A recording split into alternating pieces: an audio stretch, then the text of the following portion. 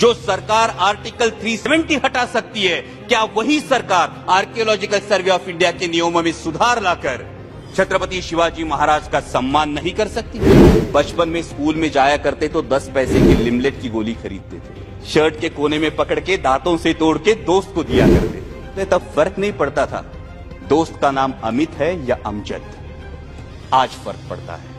तब फर्क नहीं पड़ता था दोस्त दलित है या सवर्ण, लेकिन आज फर्क पड़ता है। देश का माहौल बिगड़ रहा है क्योंकि हिंदू मुस्लिम के साथ साथ दलित और सवर्ण ये दरार भी बढ़ते हुई दिखाई देती है। भगवे से किसी को परहेज नहीं और होना भी नहीं चाहिए, लेकिन भगवा तिरंगे में से एक रंग है, इसी का सबको एहसास हो। अध्यक्ष महोदय, सरकार में बैठी एक मंत्री महोदया कभी गैस सिलेंडर के दाम बढ़ने पर धरने पर बैठ जाती थी। आज गैस सिलेंडर के दाम जब 1000 के पार हो गए तो क्या माननीय मंत्री महोदया भूल गई कि सास भी कभी बहू थी? लेकिन हम मिडिल क्लास लोग हैं अध्यक्ष महोदय, 1 लाख करोड़ में एक पे कितने जीरो लगते हैं ये हमें पता नहीं, क्योंकि मेरे देश के 90% देशवासियों को सिर्फ इन सवालों से मतलब है कि आज पेट्रोल का दाम क्या है, आटे दाल का भाव क्या है, गैस सिलेंडर के दाम क्या है। अध्यक्ष महोदय, यह ताज्जुब की बात है कि जिन अंग्रेजों से आजादी का अमृतकाल हम मना रहे हैं, उन्हीं अंग्रेजों के जमाने का कानून है डिफेंस एक्ट 1903। लेकिन महाराष्ट्र के पिंपरी चिंचवड़ में लगभग 5 लाख देशवासी ऐसे हैं जिनके घरों पर अनऑथोराइजेशन का खतरा मंडरा रहा है और उसकी वजह है डिफेंस का रेड जोन। अब यह भी अचरज की बात है कि हम गाय को माता मानते हैं, गाय को पूजते हैं और गोवंश की वृद्धि के लिए जो अत्यावश्यक है उस बैल को हमने शामिल कर रखा है बाघ, शेर, बंदर और भालू इनकी सूची में। बीफ एक्सपोर्ट में जो अपना देश 10वें पायदान पे था वो अभी 3रे पायदान पे गया है, तो क्या सरकार को इसमें अंतरराष्ट्रीय षड्यंत्र की बू नहीं आती? एक बड़ा इशू है, वो है लेपर्ड की बढ़ती हुई संख्या। आज महाराष्ट्र में रात में 3 फेज लाइट नहीं है तो पानी देने के लिए किसानों को रात में जाना पड़ता है और आए दिन किसी न किसी किसान पर लेपर्ड का हमला होता है। अभिभाषण में की गई आदिवासी विकास की बात निश्चित ही सराहनीय है और सह्याद्री में जो मेरे आदिवासी बांधव बसते हैं उनके उत्पन्न का एक प्रमुख स्रोत है बाढ़ हिरड़ा। लेकिन बाढ़ हिरड़ा को वन उपज से बाहर निकाला जाए, उसको डायरेक्ट मार्केट लिंकेज किया जाए और साथ ही में उस पर प्रक्रिया उद्योग हो तो आदिवासी भाइयों के लिए लाभदायक साबित होगा। अध्यक्ष महोदय, मेरे क्षेत्र में आदिवासी विकास के लिए एक इनोवेटिव प्रोजेक्ट राष्ट्रीय वनौषधि संशोधन केंद्र का प्रस्ताव आयुष मंत्रालय के निर्देशानुसार बनाकर सरकार को भेजा गया है, जो मंजूरी के लिए प्रलंबित है। उस पर तुरंत कार्यवाही हो, ऐसी मेरी मांग है ताकि सरकार की कहनी और कथनी और करनी में कोई अंतर न रह जाए। सरकार ने गरीब परिवारों को पक्के घर देने की बात की, लेकिन महाराष्ट्र के पिंपरी चिंचवड़ में लगभग 5 लाख देशवासी ऐसे हैं जिनके घरों पर अनऑथोराइजेशन का खतरा मंडरा रहा है और उसकी वजह है डिफेंस का रेड जोन। अध्यक्ष महोदय, यह ताज्जुब की बात है कि जिन अंग्रेजों से आजादी का अमृतकाल हम मना रहे हैं, उन्हीं अंग्रेजों के जमाने का कानून है डिफेंस एक्ट 1903 और उसके अनुसार पिंपरी चिंचवड़ में डिफेंस ने रेड जोन लगाया है। उसकी मर्यादा है 2000 यार्ड और जो आजाद हिंदुस्तान ने कानून अपनाया, यूएन का स्टेक रेगुलेशन जिसको 2005 में अमेंड किया गया, उसके अनुसार रेड जोन की मर्यादा 2000 यार्ड नहीं बल्कि सिर्फ 270 से 500 मीटर होनी चाहिए। तो मेरा अनुरोध है कि अंग्रेजों के इस कानून को त्याग कर अमृतकाल में पिंपरी चिंचवड़ तथा देश के अन्य 13 राज्यों में यह समस्या है, वहां 500 मीटर के आगे रिस्ट्रिक्शंस हटाकर देशवासियों को राहत मिले।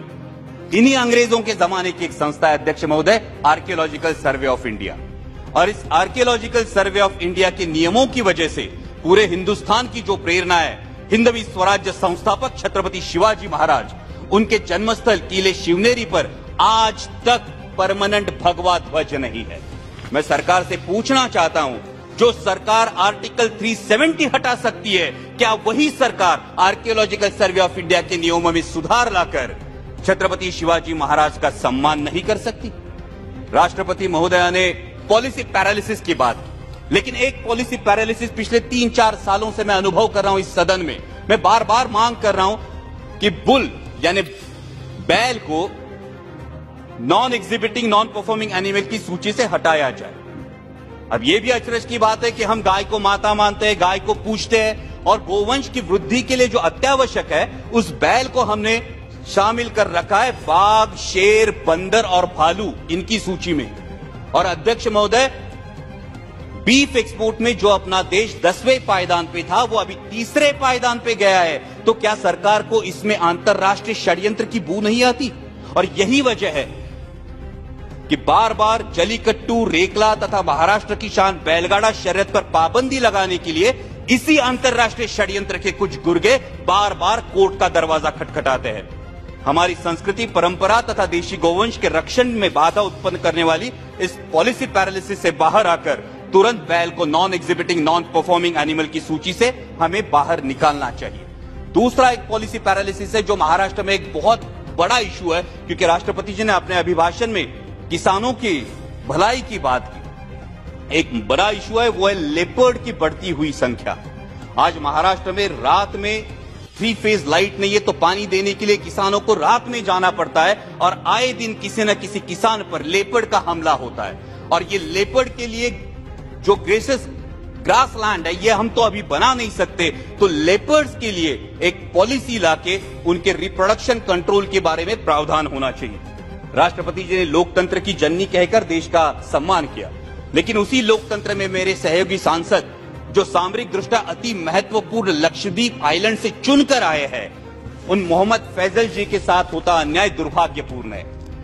एक सेशन कोर्ट वर्डिक्ट देता है और इमीडिएटली उनको डिस्क्वालीफाई किया जाता है और 1 हफ्ते के अंदर, अध्यक्ष महोदय, सिर्फ 1 हफ्ते के अंदर बाई इलेक्शन का नोटिस भी निकलता है।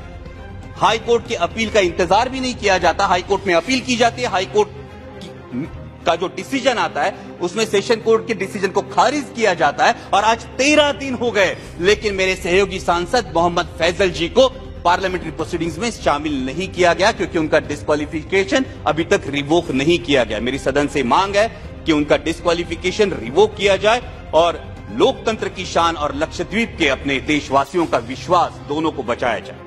राष्ट्रपति जी ने अपने अभिभाषण में अर्थव्यवस्था विश्व में 5वें पायदान पर पहुंचने की बात की और हम सभी को गर्व है इस बात का, लेकिन हम मिडिल क्लास लोग हैं अध्यक्ष महोदय। 1 लाख करोड़ में 1 पे कितने जीरो लगते हैं ये हमें पता नहीं, क्योंकि मेरे देश के 90% देशवासियों को सिर्फ इन सवालों से मतलब है कि आज पेट्रोल का दाम क्या है, आटे दाल का भाव क्या है, गैस सिलेंडर के दाम क्या है। अध्यक्ष महोदय, सरकार में बैठी एक मंत्री महोदया कभी गैस सिलेंडर के दाम बढ़ने पर धरने पर बैठ जाती थी। आज गैस सिलेंडर के दाम जब 1000 के पार हो गए तो क्या माननीय मंत्री महोदया भूल गई कि सास भी कभी बहू थी? अभी मेरे एक बहुत सीनियर सांसद सदस्य ने बहुत अच्छी पंक्तियां की, महंगाई नहीं खर्चे बढ़ रहे हैं। मैं उनसे यही कहना चाहता हूं, जनाब गुमराह मत कीजिए ये कहकर कि महंगाई नहीं खर्चे बढ़ रहे हैं। जुबान तो है आपकी, लेकिन अल्फाज किसी और के बोल रहे हैं। लेकिन इस बात पर सभी को सहमत होना होगा कि भूतपूर्व पंतप्रधान स्वर्गीय इंदिरा जी गांधी के बाद पूरे देश पर लंबे समय तक पूरे देश को प्रभावित करने वाले प्रधानमंत्री आदरणीय नरेंद्र जी मोदी ही है। इस बात पर सभी को सहमत होना होगा। लेकिन अध्यक्ष महोदय, इतिहास गवाह है कि प्रभावी व्यक्तियों का नुकसान विरोधियों से ज्यादा उनके अनुयायी करते हैं। इस बात का इतिहास गवाह है और इसीलिए सोशल मीडिया के अंधभक्तों से और सवाल पूछने के बजाय में मशगूल रहने वाले मीडिया के कुछ नुमाइंदों से सावधान रहने में ही देश हित है। राष्ट्रपति जी ने कहा कि देश विकास की ओर बहुत तेजी से बढ़ रहा है, लेकिन अध्यक्ष महोदय, वास्तविकता यह है कि उतनी ही तेजी से मेरे देश का माहौल बिगड़ रहा है। G20 की हम अध्यक्षता कर रहे हैं, ये गर्व की बात है। और G20 का लोगो देखिए तो बहुत ही प्यारा लोगो है, जिसमें हम विश्व को बता रहे हैं वसुधैव कुटुंबकम। मैं जिस चुनाव क्षेत्र से आता हूं वहां संत ज्ञानेश्वर जी की संजीवन समाधि है। संत ज्ञानेश्वर जी ने तो पसायदान करके आता विश्वात्मके लाहो जोजे वांछीलतो ते लाहो ये कहा है, लेकिन हम विश्व को बता रहे हैं वसुधैव कुटुंबकम, लेकिन अपने ही देश के लोगों को बता रहे हैं ये तुम्हारा मुल्क नहीं, इस पानी पर तुम्हारा अधिकार नहीं। अध्यक्ष महोदय, सभी को याद होगा बचपन में स्कूल में जाया करते तो 10 पैसे की लिमलेट की गोली खरीदते थे और 10 पैसे की लिमलेट की गोली शर्ट के कोने में पकड़ के दांतों से तोड़ के दोस्त को दिया करते थे। अध्यक्ष महोदय, तब फर्क नहीं पड़ता था दोस्त का नाम अमित है या अमजद। आज फर्क पड़ता है। तब फर्क नहीं पड़ता था दोस्त दलित है या सवर्ण, लेकिन आज फर्क पड़ता है। देश का माहौल बिगड़ रहा है क्योंकि हिंदू मुस्लिम के साथ साथ दलित और सवर्ण ये दरार भी बढ़ते हुई दिखाई देती है।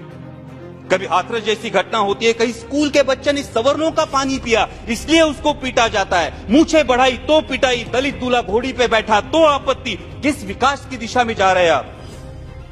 हर किसी को अध्यक्ष महोदय अपने धर्म पर अभिमान होना लाजमी। 1 मिनट सर, लास्ट। हर किसी को धर्म पर अभिमान होना लाजमी है, लेकिन धार्मिक अभिमान जब धार्मिक उन्माद पर उतर आता है तो इस अमृत काल में जो हलाहल पैदा होगा उसकी जिम्मेदारी कौन लेगा, उसके परिणाम कौन भुगतेगा? राष्ट्रपति जी ने अपने अभिभाषण में जो सपना दिखाया वो सच होने के लिए हर देशवासी को यह समझना होगा अध्यक्ष महोदय कि ये देश सिर्फ 38% वोट बटोरने वाली किसी एक राजनीतिक पार्टी का नहीं, बाकी 62% देशवासियों का भी है। इस सच का सम्मान हो। भगवे से किसी को परहेज नहीं और होना भी नहीं चाहिए, लेकिन भगवा तिरंगे में से एक रंग है, इसी का सबको एहसास हो। दहलीज के अंदर कोई ईश्वर, अल्लाह, यीशु किसी की भी उपासना करे, दहलीज के बाहर कदम रखते ही वो सिर्फ और सिर्फ भारतीय हो। पंथ, प्रांत और धर्म से जुड़ी भावनाओं का जरूर सम्मान करे, लेकिन हर देशवासी की सर्वोच्च भावना राष्ट्र प्रथम हो। तभी अमृतकाल का अमृत अंतिम पंक्ति में खड़े अंतिम व्यक्ति तक पहुंचेगा। डाल डाल पर फिर सोने की चिड़िया का बसेरा होगा और इस अमृतकाल में मेरा राष्ट्र विश्व की महाशक्ति बनकर उभरेगा। जय हिंद, धन्यवाद। Thank you. Shrimati Dimple Yadav ji.